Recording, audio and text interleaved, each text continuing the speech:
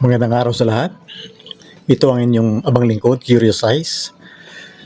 Sure na sure mga kababayan na ang pagiging panatiko ay hindi nakakatulong sa bayan. Ang sakop ng pagiging panatiko ay hindi lang sa mga politiko, kundi maging sa mga relihiyon. Madalas kasi ay naabuso sa ating lipunan ng pagiging panatiko sa relihiyon at panatiko sa mga politiko o partidong politika.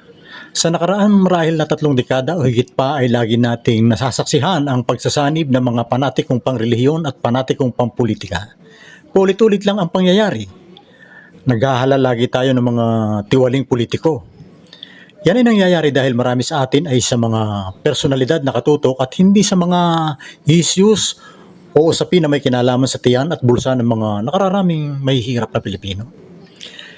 Madalas tayong maakit sa mga kilalang mga apelyido at kilalang mga personalidad sa lipunan gaya ng mga celebrities, movie man o sports na madalas ay pinapatindi pa ng mga bayarang survey firms na halos ay weekly o linggo-linggo kung maglabas ng resulta ng mga surveys na laging pumapabor kahit sa mga politikong hayagang may mga paglabag sa batas ng Pilipinas.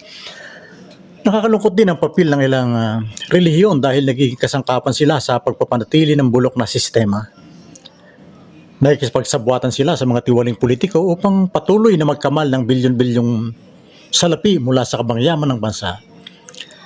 Makikita ninyo marami mga politiko na patuloy na yumayaman at ang mga relo ay nagkakahalaga ng daan-daang milyong piso, bukod pa ang mga mansyon at mamahaling mga sasakyan. Hindi ganyan karangya ang kanilang buhay bago sila pumasok sa politika.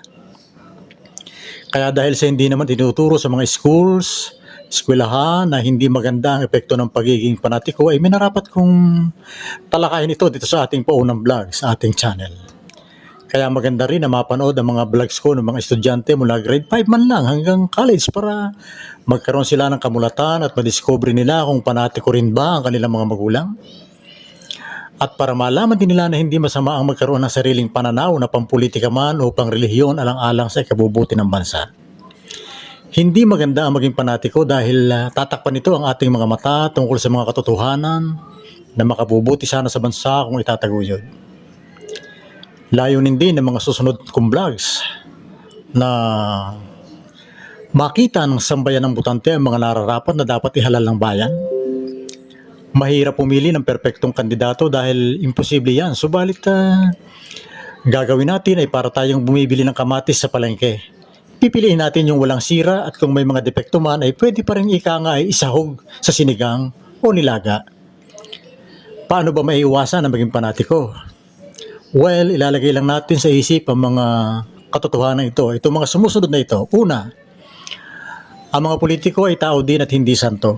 Pangalawa, tayo ang nagpapasweldo sa kanila sa pamamagitan ng ating mga taxes. Number 3, hindi lagi tama ang ating mga magulang o angkan sa pananatili sa iisang apelyido ng mga politiko kaya hindi masama na maiba tayo sa ating mga magulang, kamag-anak o mga kaibigan. Number 4, mahalaga sa tao ang may sariling desisyon. Napakahalaga po niyan. Number 5, isipin natin na ang ating mga pastor o pari ay mga tao rin. Hindi natin sila dapat sundin pag sobrang lantara na. Ang sinusuportahan nilang mga kandidato ay mga tiwali at talagang halang ang mga kaluluwa. Number 6, hindi masama ang magkaisa. Ngunit, hindi rin tama ang magkaisa sa mali. So yun po lamang sa ating vlog na ito. Hanggang sa muli, ito ang inyong lingkod, Curious Eyes.